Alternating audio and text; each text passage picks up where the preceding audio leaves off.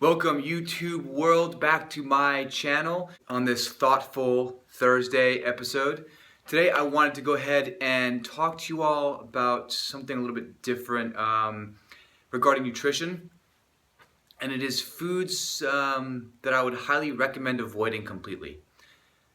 If you've watched any of my previous videos or follow along with me or kind of know me as a person, you understand how much I dislike sugar, to put it nicely.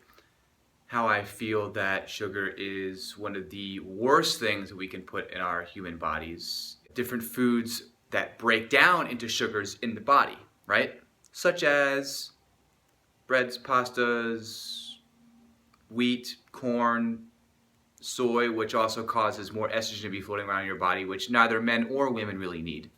So there's really two different points that I'm going to kind of combine into one with this conversation. One being mainly the foods to really avoid and why I say that. And the other one is the way in which our farming practices have been going and are continuing to go in a direction that is not exactly ideal for us as human beings. We're taking in plenty of substance, but it's not nurturing our body. There's not enough nutrients in the food to nurture our body. Therefore, we are more hungry. We're not feeding ourselves properly. You know that the diet that I adhere to, recommend, and promote based on a high-fat, low-carbohydrate, moderate protein-based way of life or way of eating, I believe to be the most optimal. And one of the many multitude truckloads of reasons why I believe this is the optimal way to live, whether it's vegetarian or more carnivorous, is fat feeds the brain. You literally need to take in fat to feed this cranium, to make sure that it's getting, first of all, your brain's made of fat. It's fat tissue. It's a conductor of electricity. It needs fat to maintain, to grow, to function properly. Otherwise, you find the people that don't take in a regular or a healthy amount of fats, and the right fats. I'm not talking about fried vegetable oils and all these fake trans, just crappy fats, just really bad stuff. Adhere to the good stuff. Coconut oil, olive oil, flaxseed oil, hemp seed oil. Those are the big ones. Grass-fed butter if you are lactose tolerant. Ghee if you're lactose intolerant, right? That's the lactose-free type of butter for the extreme vegetarians or for those that are avoiding the whole lactose thing. So some of the foods that I recommend that really you should not eat at all. It's not doing you any good. And this is tied in with the whole gluten intolerance thing, as well as I mentioned before, the sugar issue, or foods that break down into sugars that aren't necessarily considered sugar straight out, like candy or actual cane sugar or high fructose corn syrup or any other something or another syrups. It's all the same thing, it's sugar. What you may not have realized, and there's probably quite a large amount of you that do know this, that different carbohydrates break down into sugars in your body, so it's basically the same thing. Similarly, proteins will also break down into sugars if it's not utilized for muscle rebuilding or maintenance in different tissues in your body. So I wanted to go ahead and discuss the thing around whole grains. Okay, these are the foods that I would highly recommend that we just avoid completely. And the thing about whole grains is that we've been told it's been a health food for a long time. It's got fiber, it's good for you. It cleans out your system, it keeps you fuller longer. It may keep you fuller longer, but it is going to destroy your digestive system. And here's why. So let's first of all let's go ahead and solidify what whole grains actually are. And that comprises of 4 main foods, and that is wheat, barley, rye, and oats. So you have the 4 big whole grains here that contain gluten in them, which a lot of us and more a higher amount of people are becoming intolerant to. All contain gluten. All right. So, okay, what the heck is gluten? Gluten is a protein. Okay? And let's break down what a protein actually is. A protein is, let's make it, it's a chain of amino acids. So I want you to imagine that proteins are a chain of different amino acids that are linked together, right? So you have those are your amino acids there linked together, and what has to happen when you eat protein, any kind of protein, vegetable, meat, whey, shakes, your stomach has to churn and break down these amino acids, this protein chain of amino acids, right? So that they are more easily digestible when they go into your small intestines. So you eat, nom nom nom, it goes down into your stomach, it churns and breaks a chain apart so they're easily digestible when they go into your small intestine. Now here's your small intestines. Inside of them, right? So this is like the tube of your small section of your small intestine that I kind of very artfully skilled drawing that I put up here on the whiteboard. These are your microvilli. And basically these are like little fingers or little octopus arms that reach out and they will grab the different nutrients from what you're digesting in here. So it's like, okay, I need some of this, and it'll take it in and put it into your bloodstream out here, right? Outside your small intestines is, the bloodstream, what's going on. So it takes the nutrients and releases them into the bloodstream so the bloodstream can take the nutrients to where they need to go. All right? Now, here's the issue with this gluten that is a protein, is that your stomach is unable to break down this gluten. So it goes in, it's a chain like most proteins, right? Or all proteins, and it goes in the stomach. But the thing is, it doesn't break down. So you're still stuck with this chain that has been broken down. It's huge, and so when it transfers into your small intestines, they go to reach for it, it gets pulled in, and it is just causing havoc, and it can't be pulled in properly, and it makes these little microvilli arms, it causes them to become destroyed, to become inflamed. There's an issue, it's not digestible, and eventually what you have is a malabsorption. So all of a sudden you have, oh, you lost that, and you keep eating gluten and you start missing microvilli. So now you have an absorption issue. You have dead microvilli, right? They no longer are existing. You have just a couple, and so you're not able to digest your food properly, and that goes into a whole host of issues.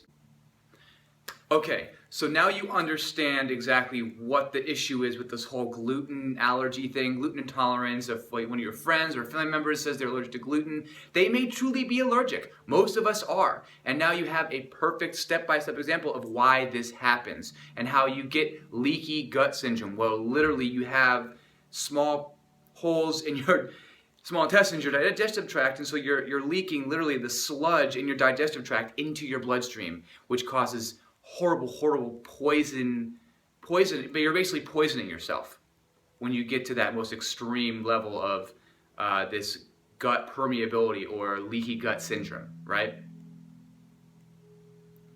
So now we'll go into the second half of this and look at how our food isn't nurturing us the way that it should, at least your commercial foods, right? I know I am coming up with this information right after this whole new thing about meats will no longer have their source of origin, so you will not know where your meats come from. And that wouldn't be so troubling if it wasn't for the whole like meat glue thing. So a lot of times I don't know what meat glue actually truly is, but it's definitely not good and not natural for our bodies to have. Kind of like GMOs and all this other stuff, okay? So let's go ahead and look at why our food is not nutrient dense to nurture us. All right, so what we have here is your plants, right? Farmers growing the food that we need in order to eat. It could be anything. It could be grass. It could be spinach. It could be kale. It could be corn. Really not corn. I'm not a big fan of that. But any kind of food that you can imagine that grows out of the ground, that has a root system, that grows in the soil. And soil is the key here. So let's just look at the process before we get into this. So you have this whole system, right? There's our nice little animal here. You have the plants, and then there's their root system, and then you have your soil. So what makes the plants grow? What makes these, if you're living off of a plant-based diet, eat more greens, why? Because green, especially dark leafy greens, are supposed to have a lot of nutrients in there, right? And the soil is what contains the nutrients that feed the plants, and the plants feed us or feed the animals that we will eat. Right? If you choose to do that. Okay? So here's the thing. You have soil content. And you have these minerals, and they are in red. They're all over the place. And then you have the bacteria, and you can see these bacteria kind of hanging out, enjoying themselves. This is good bacteria. This is not the bad bacteria that causes disease. I'm talking about the bacteria like the probiotic, the good stuff that is in your gut, that helps regulate your mood. I've talked about this before in other videos. So you have this good bacteria that's in the soil. So what the bacteria do is they eat up the minerals, they digest the minerals, and then the plants take up these digested minerals to feed themselves, and then they are now mineral rich, and then animals, which include us, eat them, or we eat the animal who has eaten this, and we are getting all these nutrients that originated from the soil. Right? There's our little soils all around there, right? So here's the problem. So we decided that, or a company decided, there's one in particular, but there's this new farming method that we decided to come up with. The big business, who aren't farmers, their only interest is making money, right? So they decided, let's streamline this process and make as much food as possible and make the growing time a lot shorter and make these plants more robust to resist disease. Well, here's the problem, and I'll do this in a very convenient color.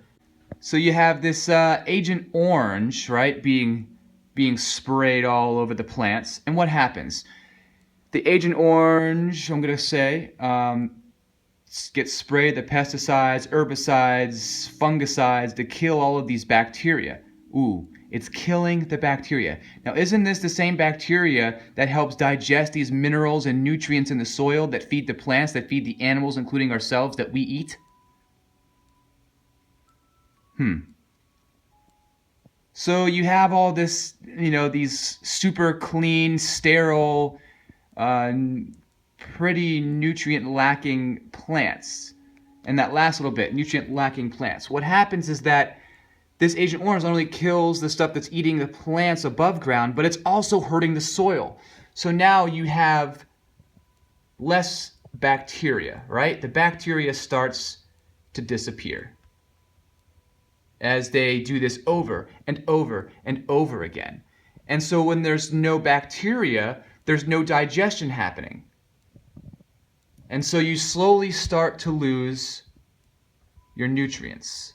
Right? The minerals and the nutrients start to disappear.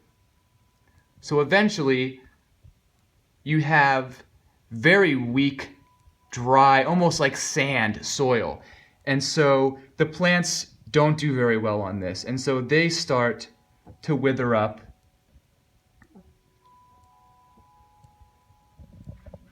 And they are not even a whole plant anymore. They are now this horrible, just cardboard tasting, crappy carbon, pretty much. It's just a carbon thing that we chew on and take in. There's no real strong base of nutrients that it contains that nurtures or feeds our body and gives us the energy and building blocks we need to survive, or at least our human bodies, right? So what does the food industry do to ensure that we will actually eat these foods? Because now they taste like crap because they're lacking nutrients, and our body thinks nutrients taste delicious because it feeds our body and helps us live long, healthy, happy lives. What do they do with these foods now that they are cardboard, almost nutrientless? What do they do so that we'll actually eat them? Because they taste horrible because there's no flavor. There's no nutrients. Nutrients bring the flavor. So what do? They decide to infuse all of these natural foods with sugar. Pink represents that sweet, addictive sugar. Because we'll eat it now. And so let's take a very simple but perfectly fine example, the skim milk versus whole milk. What is skim milk? Skim milk is essentially a little bit of whole milk with a lot of bit of water with sugar mixed in there so that you'll actually drink it, because it would taste absolutely horrendous. It would be like putting chalk in water, stirring it around and drinking it. So they put sugar in it. Awesome. Now it tastes good, right? How much better does the cereal milk taste after you've had a bunch of honey nut Cheerios in there? Well, the honey nut flavor in the Cheerios gets leached into that skim nasty milk that you have in the bowl, and so you drink the milk out of the bowl when you're done with the cereal, and ooh, wow, that tastes a heck of a lot better than it did if you just pour it in a glass and drink it. Yeah, because it is sweeter. So there you have it. That is my little illustration video for you all today. Just giving you a visualization of the process that goes on into what you are putting into your mouth, and why, 1, fat is so important. 2, sugar literally decays your teeth, makes you fat, makes you inflamed, and really just does nothing positive for your body. It just lights off the addiction centers in your brain the same way heroin, cocaine, and other hard recreational illegal drugs would do, right? But it sells and makes money, so it continues to happen. Now, I'm not saying sugar companies are this like evil conspiracy thing that are trying to kill us off. No, this is something that is done as a business to make money, because these foods would not sell unless they had sugar all up in them to make them tasty. Because we're destroying the soil through stupid practices that are unsustainable and that doesn't work. It's a business model that was a seemingly good idea, but has caused more harm than good and needs to be changed. That's all I have for you. I recommend that I'll try to put the link down here. I think I linked it up the other day on my Facebook profile page about the local farmers. I was responding to the whole originless meat scenario that is in the news and all over your social networking these days. And yes, so I will try to put that link below. Now, more than ever, you have a choice to you have these services that will deliver your food right to your door. Just go online and order the stuff and have it sent to your house in a box. It's done. It's fantastic. Maybe I'll put a few links down there to these different delivery services. They're fantastic, okay? I highly recommend it. I'm starting to do it myself. I'm switching over. The more that I learn about this, the more I realize how much I don't know what's going on with the food, right? At least you know that the farmer, plus you're supporting local businesses. And that's what makes this whole society go around. I'm not getting into economics. I'll stop right there. Keep going and keep growing. Show love, gratitude, appreciation. Be kind to one another. Peace.